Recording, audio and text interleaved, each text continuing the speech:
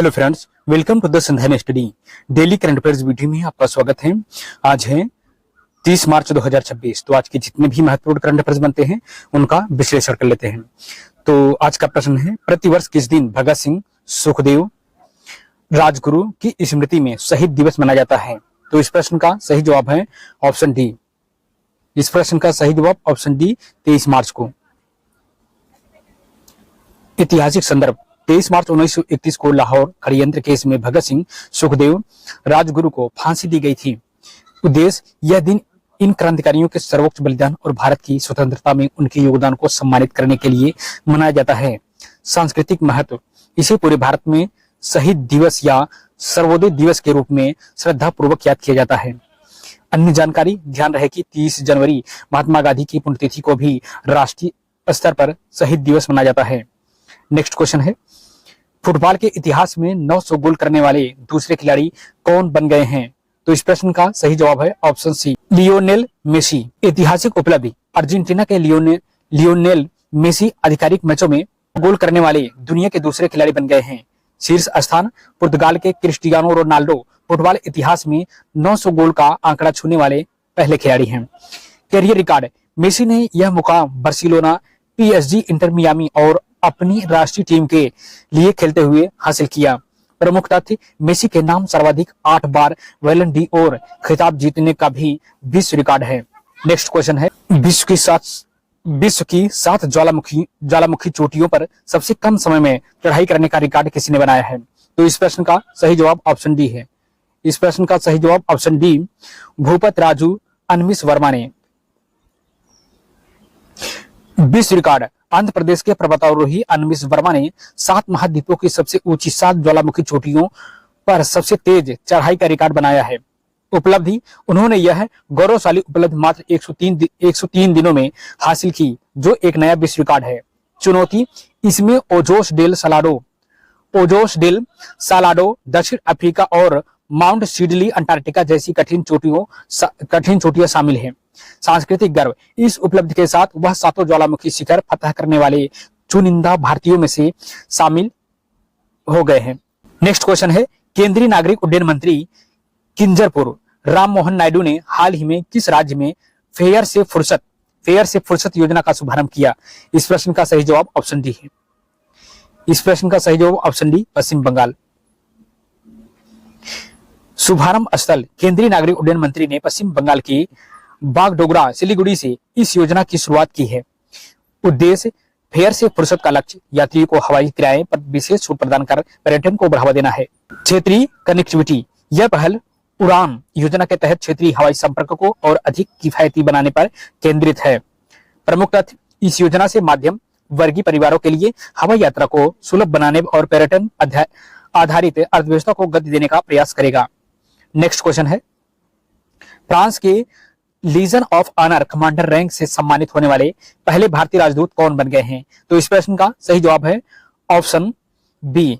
इस प्रश्न का सही जवाब ऑप्शन बी, जावेद अशरफ। ऐतिहासिक उपलब्धि, फ्रांस में भारत के राजदूत Javed Ashraf Legion of Honour commander rank प्राप्त करने वाले पहले भारतीय राजनयिक बन गए हैं। सर्वोच्च सम्मान, यह फ्रांस का सर्वोच्च नागरिक और सैन्य सम्मान है, जिसे 1802 में नेपोलियन बोनापार्ट द्वारा स्थापित किया गया था।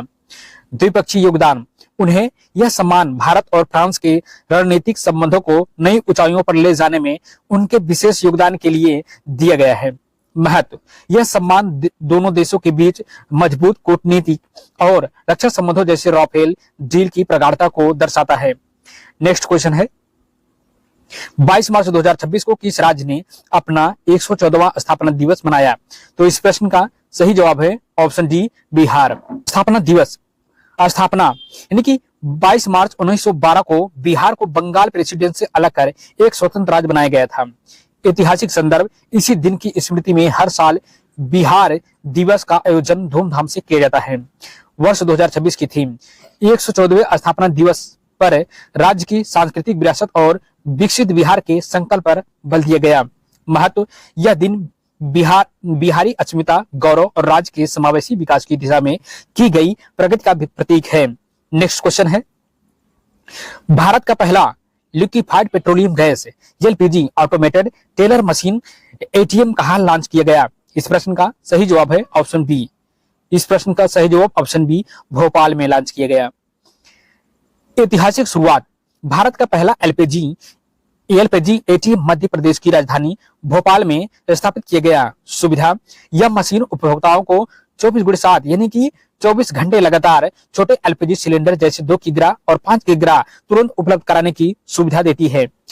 तकनीकी लाभ, यह पूरी तरह से स्वचालित है जहां डिजिटल भुगतान के माध्यम से गैस सिलेंडर प्राप्त किया जा सकता है। महत्व, यह पहल शहरी प्रवासियों, छात्रों और छोटे परिवारों के लिए स्वच्छ ईंधन की पहुंच को अधिक सुलभ और आसान बनाती है। नेक्स्ट क्वेश्चन है, हाल ही में चर्चा में रही पुस्तक करुआ द पावर ऑफ कंपेंशन के लेखक कौन है? तो इस प्रश्न का सही जवाब है ऑप्शन बी। इस प्रश्न का सही जवाब ऑप्शन बी, कैलाश सत्यार्थी। लेखक परिचय, इस पुस्तक के लेखक नोबेल शांति पुरस्कार विजेता कैलाश सत्यार्थी हैं, जिन्होंने बचपन बचाने के आंदोलन में वैश्विक पहचान बनाई है। मुख्य विषय वस्तु, पुस्तक करुआ के वैश्विक प्रभाव और समाज में सकारात्मक बदलाव लाने के लिए दया और सहानुभूति की शक्ति पर केंद्रित है। सामाजिक संदेश, इसमें बच्चों के अधिकारों, न्याय और मानवीय गरिमा को सुरक्षित करने के लिए करुणा को एक सक्रिय उपकरण बताया गया है। महत्व, सत्यार्थी की यह कृति वैश्विक नेताओं और युवाओं को एक अधिक दयालु और न्यायपूर्ण दुनिया बनाने के लिए प्रेरित करती है। नेक्स्ट क्वेश्चन है, किस भारतीय अभिनेत्री को यूके हाउस ऑफ कॉमन्स 2026 में महिला सशक्तिकरण पुरस्कार से सम्मानित किया गया है? इस प्रश्न का सही जवाब है ऑप्शन ए। इस प्रश्न का सही जवाब ऑप्शन ए, ऋतुपर्णा सेनगुप्ता को। प्रसिद्ध भारतीय अभिनेत्री ऋतुपर्णा सेनगुप्ता को लंदन स्थित यूके हाउस ऑफ कॉमन्स में प्रतिष्ठित महिला सशक्तिकरण पुरस्कार 2026 से नवाजा गया है। योगदान, उन्हें यह सम्मान कला के क्षेत्र में उत्कृष्ट कार्य और सामाजिक कार्यों के माध्यम से महिलाओं को प्रेरित करने के लिए दिया गया है। वैश्विक पहचान, यह सम्मान अंतर्राष्ट्रीय मंच पर भारतीय सिनेमा और महिला नेतृत्व की बढ़ती पहचान का प्रतीक है। प्रमुख तथ्य, इससे पहले भी ऋतुपर्णा को उनके अभिनय के लिए राष्ट्रीय फिल्म पुरस्कार सहित कई अंतर्राष्ट्रीय सम्मान मिल चुके हैं। नेक्स्ट क्वेश्चन है, केंद्रीय गृह मंत्रालय ने जनगणना 2027 के लिए किसे अपना ब्रांड एम्बेसडर नियुक्त किया है? तो इस प्रश्न का सही जवाब है ऑप्शन सी। इस प्रश्न का सही जवाब ऑप्शन सी, महेंद्र सिंह धोनी को। प्रमुख नियुक्ति, गृह मंत्रालय ने पूर्व भारतीय क्रिकेटर कप्तान महेंद्र सिंह धोनी को आगामी जनगणना 2027 का ब्रांड एम्बेसडर बनाया है। उद्देश्य, धोनी की व्यापक लोकप्रियता का उपयोग नागरिकों को जनगणना प्रक्रिया में सक्रिय भागीदारी के लिए प्रेरित करने हेतु किया जाएगा। तकनीकी पहल, 2027 की जनगणना भारत की पहली पूर्णतः डिजिटल जनगणना होने जा रही है, जो मोबाइल ऐप के माध्यम से होगी। महत्व, सही डेटा सही विकास के संदेश को जन जन तक पहुंचाने के लिए धोनी को इस राष्ट्रीय अभियान का चेहरा चुना गया है।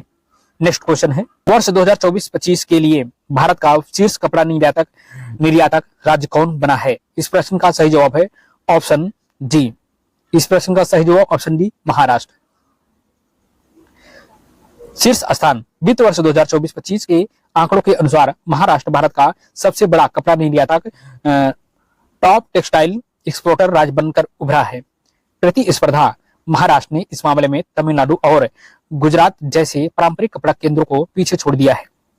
विकास के कारक, राज्य की नई वस्त्रोद्योग नीति, टेक्सटाइल पॉलिसी, बेहतर बुनियादी ढांचे और लॉजिस्टिक्स सपोर्ट ने इस निर्यात वृद्धि में मुख्य भूमिका निभाई। आर्थिक प्रभाव, यह उपलब्धि मेक इन इंडिया अभियान को मजबूती प्रदान करती है और वैश्विक कपड़ा बाजार में भारत की हिस्सेदारी बढ़ाने में सहायक है। नेक्स्ट क्वेश्चन है, किस राज्य में इंदिरम्मा परिवार जीवन बीमा योजना की घोषणा की गई है? तो इस प्रश्न का सही जवाब है ऑप्शन ए। इस प्रश्न का सही जवाब ऑप्शन ए, तेलंगाना। योजना का शुभारंभ तेलंगाना सरकार ने आर्थिक रूप से कमजोर वर्गों के लिए इंदिरम्मा परिवार जीवन बीमा योजना की घोषणा की है।